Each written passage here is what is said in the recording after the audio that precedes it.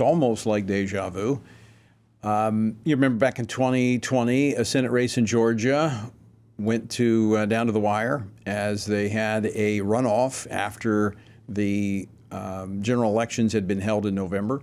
Well, we have another Senate race in Georgia that's headed to a special runoff. This time it's Republican Herschel Walker and Democrat Raphael Warnock.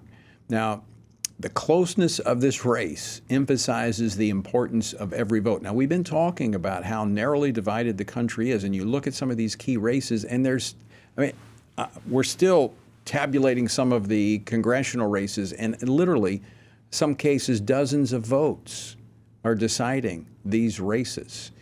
This runoff is going to be extremely important that people, number one, are voting. Number two, volunteers are actually watching the polls to ensure election integrity. Well, joining me now to discuss this, Jenny Beth Martin. She's a co-founder of Party Patriots. Jenny Beth, welcome to Washington Watch. Thank you so much, Tony. Wow. Another Georgia Senate runoff. I thought we just did this. Yes, we did just do it, and we're doing it again. In Georgia, we elect people who have the majority of the support of the voters. So if you don't get that in a general election, you go to a runoff, and the same thing happens for primaries. And in Georgia, in this current cycle right now, just last Tuesday, the only statewide race that is going to a runoff is the one for the United States Senate, and it happens to be the only one that had a Democrat incumbent. So Herschel Walker forced the Democrat incumbent to a runoff, which is a good thing. And now we just have to do it one more time, another 3 weeks to go. Now, Georgia taking a lot of heat early on because they did election reform measures to ensure election integrity. It appears to have increased turnout from a standpoint of voter confidence. So you had a good, vibrant turnout in the election. But now you've got a really short window for people to turn back out and vote again. But you're also working to help make sure the voter integrity procedures that were adopted by the legislature do in fact work with poll watchers. Tell us about how people can be involved there in Georgia to help out.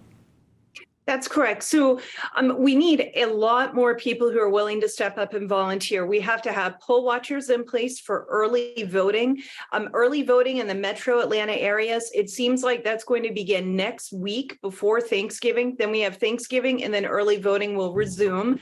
And then on top of that, we need people who will be in tabulation centers, watching the processing of absentee ballots, and then helping. We watched in Nevada and in Arizona as the left was very good at curing ballots that had problems when they were returned, but they weren't able to be processed. We need volunteers who will step up and help with curing the ballots. And all of the things that I just mentioned to you, you do not have to be a resident of Georgia to do these things. So if you're willing to travel to Georgia, there are a lot of volunteer opportunities.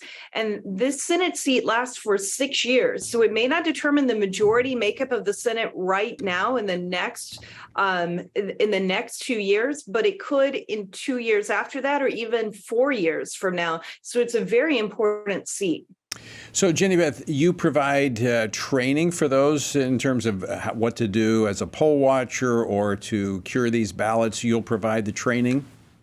That's correct. Tea Party Patriots Action is working to provide training, and then we're connecting the people who we train with the people on the ground who can actually help get them into a shift to be a credentialed poll watcher. In Georgia, that does have to go through a political party, so we let people know how to do that. If they want to do it as a Democrat, where to go sign up to do it, and then the same thing for Republicans. So we help them then go work to become shifted and actually do the credentialing. It's really important. We don't have enough people right now. We've got risk limiting audits, logic and accuracy testing, early voting, absentee ballot processing, election day, curing and chasing ballots, and we have to have Thanksgiving and actually have election day as well. So there's a lot of need for a lot of volunteers. Well, given how close this race was from the November 8th I imagine that it's going to be close again. So every single vote really does matter. So number one, you want to make sure that votes that are being cast are legitimate votes, but then the curing process is something that someone just puts the wrong date or whatever. You track that down to make sure that vote is in fact counted if it is a legitimate vote. So where can people go for more information to contact you to volunteer? So if you want to sign up to volunteer, you can go to help@gapolls.com, help@gapolls.com, and sign up to volunteer, and we'll follow up with you shortly after you sign up. All right, Jenny Beth Martin, thank you for joining us today, and we'll put that on the website as well. Encourage people to contact you to go down and spend a little time in Georgia.